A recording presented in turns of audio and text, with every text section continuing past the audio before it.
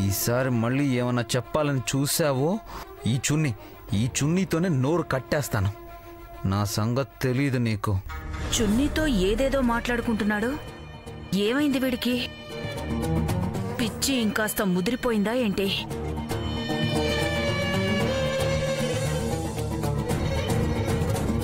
లేకపోతే ఆ అమ్మాయి ఎవరో కలుస్తోంది కదా. ఆ అమ్మాయి చున్నీ కాదు కదా. పిచ్చోడు, అమాయకుడు. వీణ్ణి గ్రిప్లో పెట్టుకుంటే ఆస్తి మొత్తం సొంతం అవుతుందని ట్రాప్ చేయడం లేదు కదా. అయినా ఈ చున్నీ ఎక్కడి నుంచి వచ్చింది వీడికి?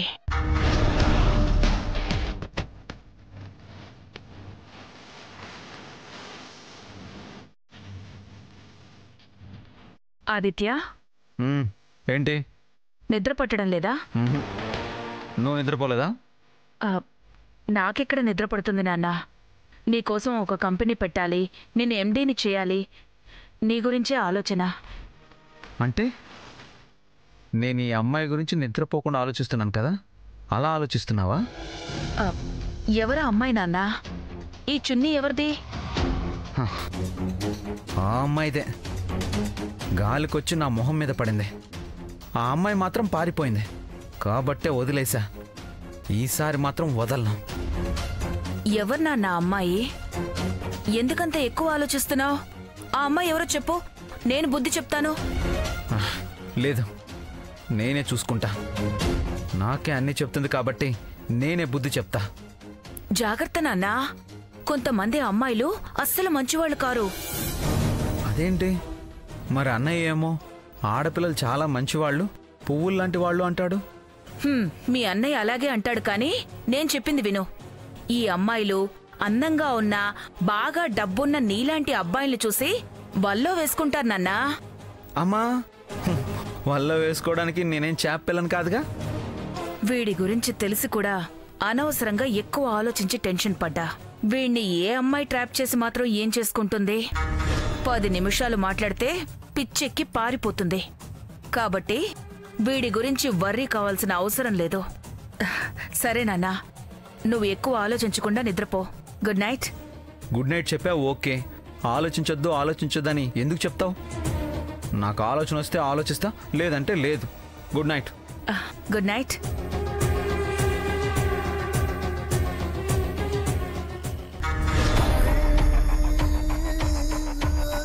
తింగర్ సన్నాసి, నీ చేత కంపెనీ పెట్టించి ఆస్తి కొట్టేయడం తర్వాత ముందు నిన్ను హ్యాండిల్ చేయడానికే ఓపిక మొత్తం పోతుంది. చివరికి నేను నీలా కాకుండా ఉంటే చాలు, తల పగిలిపోతుంది.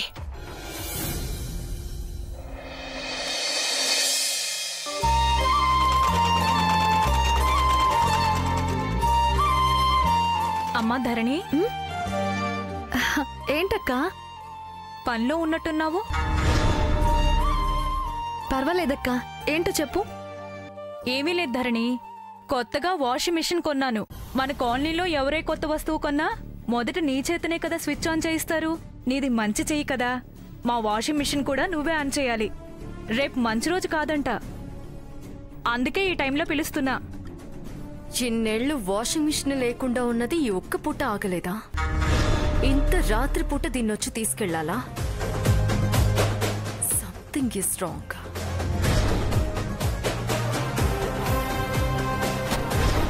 వద్దన్నా పెళ్లి చేస్తున్నాం కదా అని వాడితో లేచిపోవడం లేదు కదా? పర్వాలేదక్కా, ఏ టైం అయితే ఏంటి, పక్కనే కదా. సరే ధరణి, దీన్ని నమ్మడానికి వీల్లేదు. పొద్దున్నే పెళ్లి చూపులు కాబట్టి ఇప్పుడే ఇంట్లో నుంచి పారిపోవడానికి ప్లాన్ చేసి ఉంటుంది. ఇలాంటి వాటికైతే పక్కనున్న ఫ్రెండ్స్, అక్కలు, పిన్నులు అందరూ హెల్ప్ చేస్తారు కదా. అస్సలు ఛాన్స్ తీసుకోకూడదు. ఇది ఇప్పుడు కనుక చేయి జారిపోయిందో బాగా బలసిన వాడిని పెళ్లి చేసుకుంటుంది. నాకన్నా 10 మెట్లు పైన ఉంటుంది. అలా జరగకూడదు. నో. ఏయ్ ఆగవే.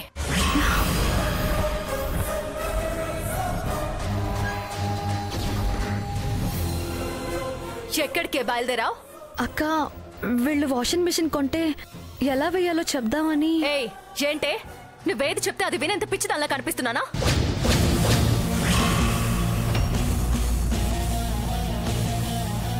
ఏమైందే? ఏమైందంట వెంటమ్మా? పొద్దున్నే పెళ్లి చూపులు పెట్టుకొని రాత్రిపూట ఇలా ఎవరైనా బయట తిరుగుతారా? ఇప్పుడు ఎక్కడికి వెళ్తుంది? శాంతక్క వాళ్ళ ఇంటికే కదా. మనకి తెలుసు శాంతక్కింటికి వెళ్తుందని, కానీ చూసేవాళ్ళు అలా అనుకోరు కదా. ఇంట్లో చూసిన సంబంధం ఇష్టం లేదు, అందుకే ఎవరితోనో లేచిపోవడానికి వెళ్తుందేమో అని అనుకుంటారు.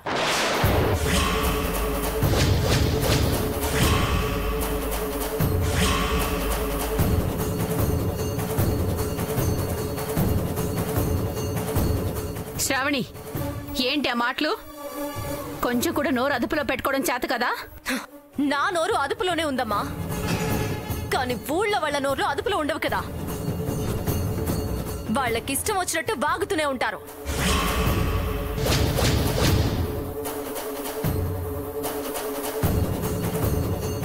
ఈ విషయం ఆ నోట ఈ నోట పడి రేపు పెళ్లి చూపులకు వచ్చే వాళ్ళకి తెలిసిందే అనుకో, ఇక్కడేమీ జరగదు. కానీ వాళ్ళు మాత్రం ఏదో జరిగింది అనుకొని రేపు పెళ్లి చూపులకి రావడమే మానేస్తారు. అమ్మాయి చెప్పేది కూడా నిజమే గోదారి. నిజమే ఏంటి నానా? ఖచ్చితంగా అదే జరుగుతుంది. ఎంత మంచి సంబంధం, కట్నం కూడా వద్దు అంటున్నారు. ఇలాంటి సంబంధం పోతే మళ్ళీ వస్తుందా?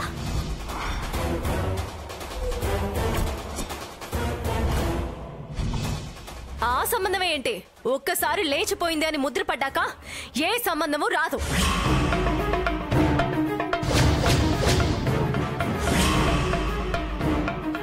నాకు తెలిసింది నేను చెప్పాను, తర్వాత మీ ఇష్టం నాన్న.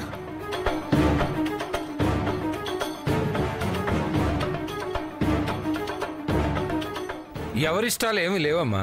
తెలిసి ఎందుకు తప్పు చేస్తుంది? అమ్మా శాంతి, రేపు పొద్దున వస్తుందిలే అమ్మా, ఏమీ అనుకోవద్దు. పర్వాలేదు బాబాయ్. నువ్వుండమ్మా. అది కాదయ్యా, పాపం ఇంటి దాకా వచ్చింది. అమ్మాయితో పాటు నేను కూడా వెళ్తాలేవయ్యా.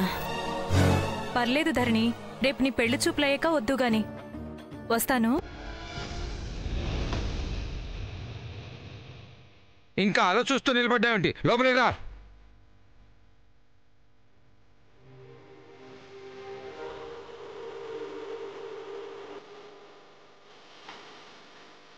రేపు ఒక్కటి కాదు, 2 సంబంధాల వాళ్ళు చూడటానికి వస్తున్నారు.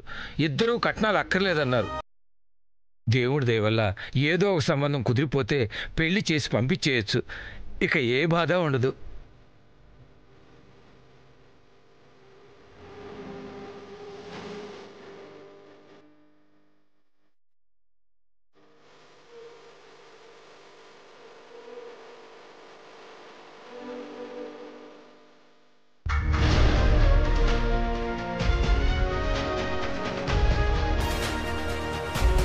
నీ పెళ్లి విషయంలో అస్సలు ఛాన్స్ తీసుకునే ఏ దరిద్రుడికో నిన్ను అంటగట్టి ఇంట్లో నుంచి పంపించేంత వరకు నేను నిద్రపోను.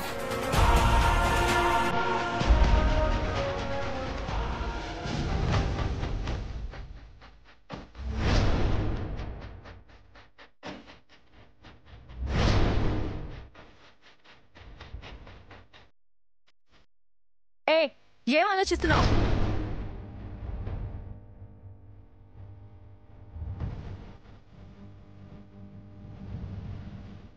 ఎలాగోలా శ్రావణి దగ్గర జాబ్ అయితే సంపాదించాను.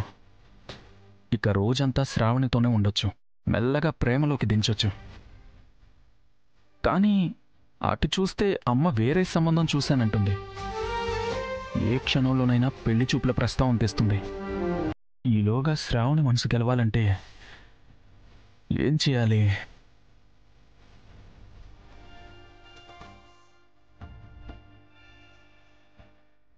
ముందు వేసుకునే బట్టలు మార్చాలి.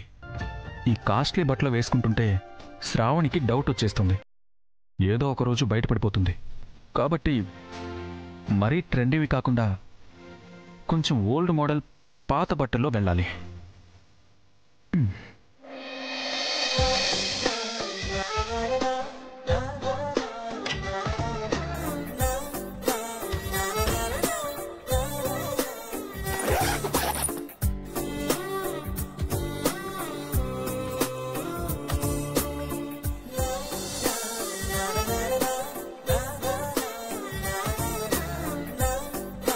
అదేంటి నాన్నా, పాత బట్టలు బయటికి తీస్తున్నావు? ఎవరికైనా డొనేట్ చేస్తున్నావా? లేదమ్మా, నేను వేసుకోవడానికే. ఈ బట్టలు ఇప్పుడెందుకు నాన్నా? కాలేజ్కి వెళ్ళినప్పుడు వేసుకున్నవి పాతవైపోయాయని పక్కన పడేశావు కదా. పాతవైనా బానే ఉంటాయి కదమ్మా. రోజు ఆఫీస్కి ఫార్మల్స్ సూటు వేసుకువెళ్ళడం బోర్ కొడుతుందమ్మా. కొంచెం వెరైటీ కోసం. అలా అయితే ట్రెండీగా ఉండేవి క్యాజువల్ డ్రెస్సులు కొత్తవి కొనుక్కోవచ్చు కదా. ఈ పాతవెందుకు? అంటే ఇవి కూడా బానే ఉన్నాయి కదమ్మా. అంతేనా?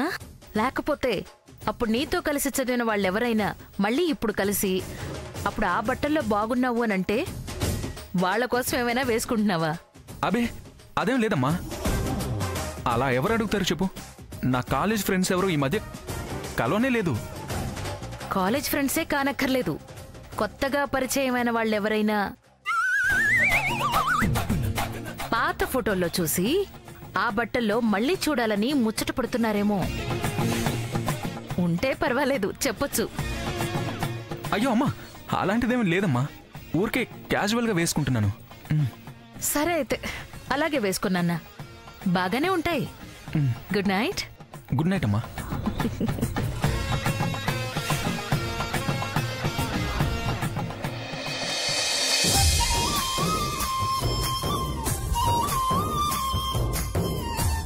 కారణమేంటో తెలియదు గాని నువ్వు ఆ అమ్మాయి కోసమే వేసుకుంటున్నావనైతే అర్థమవుతోందిరా. ఇప్పటి వరకు మీ మధ్య ఉన్నది స్నేహమా ప్రేమ అని ఏదో చిన్న డౌట్ ఉండేది. ఇప్పుడు క్లారిటీ వచ్చేసింది. కానీ ఇంత అడుగుతున్నా నువ్వు బయటపడ్డం లేదు కదా. నేను బయటపడ్ను. పెళ్లి చూపుల్లోనే నీకు సర్ప్రైజ్ ఇస్తాను.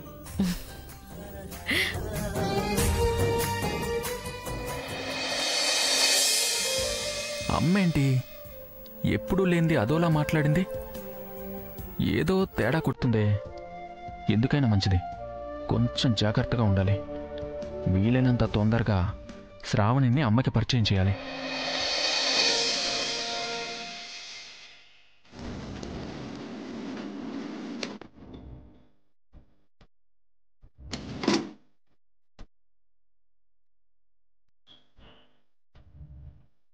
గోదావరి, గోదావరి, గోదావరి, ఏంటండి? ఇవి తీసుకుని లోపల పెట్టు. అబ్బాయి వాళ్ళు బయలుదేరారు గోదావరి, ఒక అరగంటలో వచ్చేస్తారు. అమ్మాయిని రెడీ చేశారా? అమ్మాయి ఎప్పుడో రెడీగా ఉందయ్యా. ఇంతకీ సంబంధం మంచిదే కదా? ఏంటి సంబంధం మంచిదేనా సంబంధం మంచిదే అని 10 సార్లు అడుగుతున్నావు? నేనేమి నీ కూతురు గొంతు కోసేంలే. వచ్చేవాళ్ళు కట్నం పెద్దగా అవసరం లేదు అన్నారంటే మంచివాళ్లే ఉంటారు కదా. పోనీ నీకు అంత అనుమానంగా ఉంటే వచ్చిన సంబంధాల్లో నీకు నీ కూతురుకు నచ్చిందే చేసుకోండి.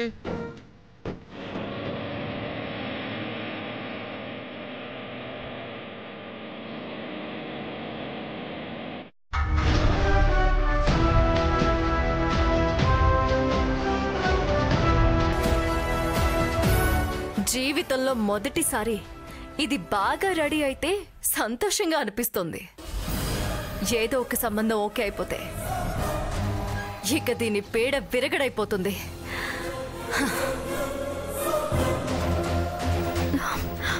అక్క, ఏంటి? నాకిప్పుడప్పుడే పెళ్లి చేసుకోవడం ఇష్టం లేదక్కా. నువ్వు చెప్తే నాన్న వింటాడు. నువ్వు చెప్పక్క ప్లీజ్. ఏంటే చెప్పేది? ఎందుకు వద్దంటున్నావు? ఒక్క రీజన్ చెప్పవే. మినిస్టర్ ఇంటికొచ్చినట్టే ఏ మహారాజైనా నీ కోసం ఇంటికొస్తాడో అని ఆలోచిస్తున్నావా? లేకపోతే ఎక్కడైనా ఎవరినైనా చూసుకున్నావా ఏంటి?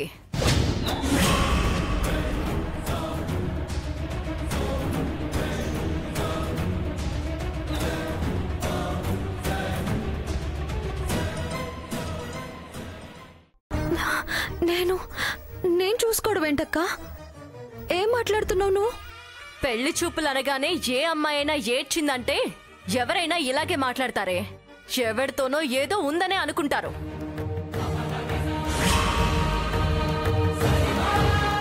అలాంటిదేమైనా ఉంటే చెప్పు, ఇప్పుడే వెళ్ళి నాన్నతో మాట్లాడతాను. ఎప్పుడో కాదు, ఇప్పుడే గుండె అగిచ్చేస్తాడు. అక్క, అవునే, ఇప్పుడు నువ్వు కాదంటే జరగబోయేది అదే. పిచ్చి పిచ్చి ఆలోచనలు పెట్టుకోకుండా నోరు మూసుకుని వచ్చే వాళ్ళ ముందు తల దించుకుని కూర్చో. నీకు వేరే ఆప్షన్ లేదు. ఏదో ఒక సంబంధం ఓకే చేసి నీకు పెళ్లి చేయడం అయితే గ్యారంటీ, నువ్వు వెళ్ళిపోవడము గ్యారంటీ.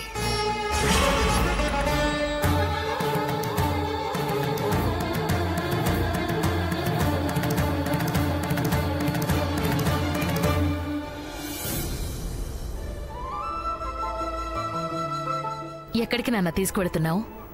ఆ అమ్మాయి దగ్గరికమ్మా. ఫోన్ అయితే ఇచ్చేశాను, కానీ నువ్వు బుద్ధి చెప్తానన్నావు కదా, అందుకే తీసుకెళ్తున్నా. అవును, ఆ అమ్మాయి ఎవరో చూడాలనుకున్నాను కదా, పనుల్లో పడి ఎలా మర్చిపోయాను. అమ్మా, నువ్వు మాత్రం గట్టిగా బుద్ధి చెప్పాలి. ఇంకెప్పుడు నాకేమీ చెప్పొద్దని చెప్పాలి. అసలు నన్ను కలవద్దు, నాతో మాట్లాడొద్దని చెప్పాలి. చెప్తావు కదమ్మా? చెప్తాను నాన్న. నీకిబ్బంది కలిగించకుండా ఆ అమ్మాయితో ఏం చెప్పాలో అన్నీ చెప్తాను. ఇంతకీ ఆ అమ్మాయి పేరేంటి నాన్న? తెలీదమ్మా. ఆ అమ్మాయి పేరుతో నాకేం పని? నీకు కావాలంటే కలిసినప్పుడు అడిగి చెప్తాను. నేను మాట్లాడతాను కదా, నేనే అడిగి తెలుసుకుంటాను. అలాగేనమ్మా.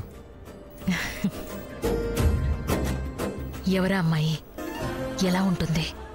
అసలు ఏ విషయాన్ని పెద్దగా పట్టించుకొని ఆదిత్య ఆ అమ్మాయి గురించి ఇన్నిసార్లు మాట్లాడుతున్నాడు అంటే ఆ అమ్మాయి ఏదో ఉంది. ముందు ఆ అమ్మాయిని చూడాలి.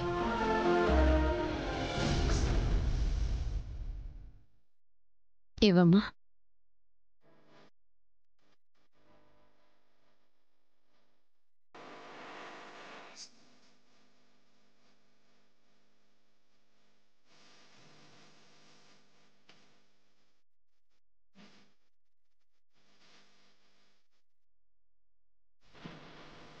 కూర్చోమ్మా.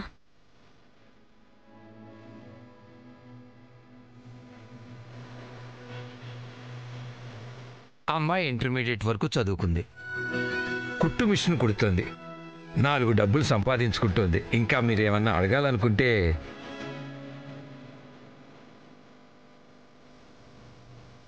అమ్మాయి మాకు బాగా నచ్చిందండి.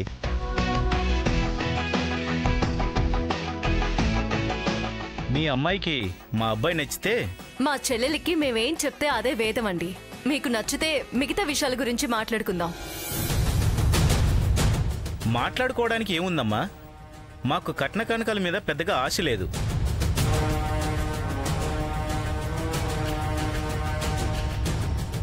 ఉన్నది ఒక్కగానొక్క కొడుకు. ప్రస్తుతం రైల్వేలో కాంట్రాక్ట్ ఉద్యోగం చేస్తున్నాడు. పర్మనెంట్ కావాలంటే 3 లక్షలు కట్టాలి.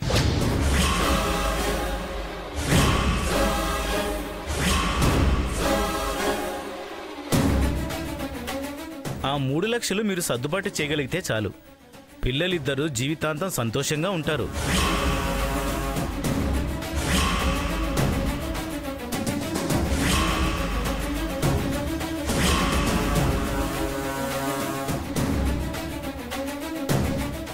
ఏ విషయం అనేది ఆలోచించుకుని కబురు పెడితే ముహూర్తాలు పెట్టుకుందాం.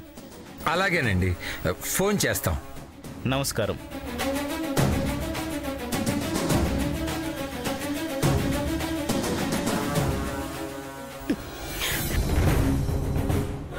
ఇదేంటయ్యా, కట్నమే వద్దన్న వాళ్ళు 3 లక్షలు అడుగుతున్నారు. అబ్బాయి ఉద్యోగం కోసమే కదా అడుగుతున్నారు గోదారి. వాళ్ళు అడిగిన దాంట్లో తప్పే ఉంది. ఏరా అయితే ఏంటయ్యా, పళ్ళు రాలగొట్టుకోవడానికి?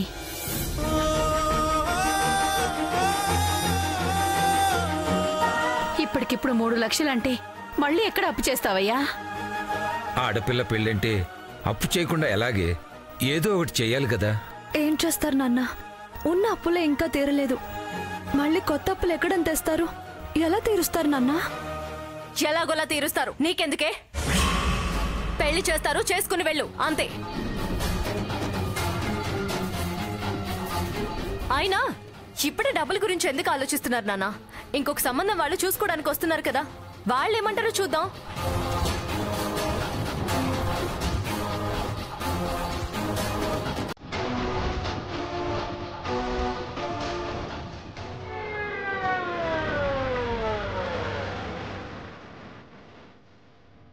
ఇక్కడేనా నాన్న?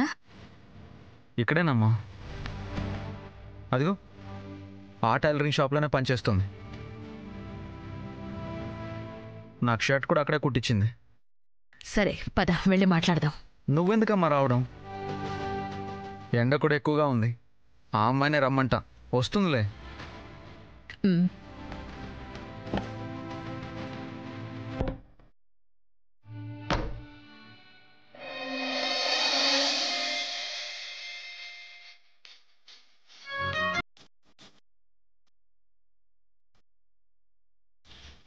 ఏం కావాలి బాబు? ఏమండి, ఆ అమ్మాయి రాలేదా? ఏ అమ్మాయి? ఆ అమ్మాయి అండి, తెల్లగా ఉంటుంది, ఎప్పుడు నవ్వుతూ ఉంటుంది,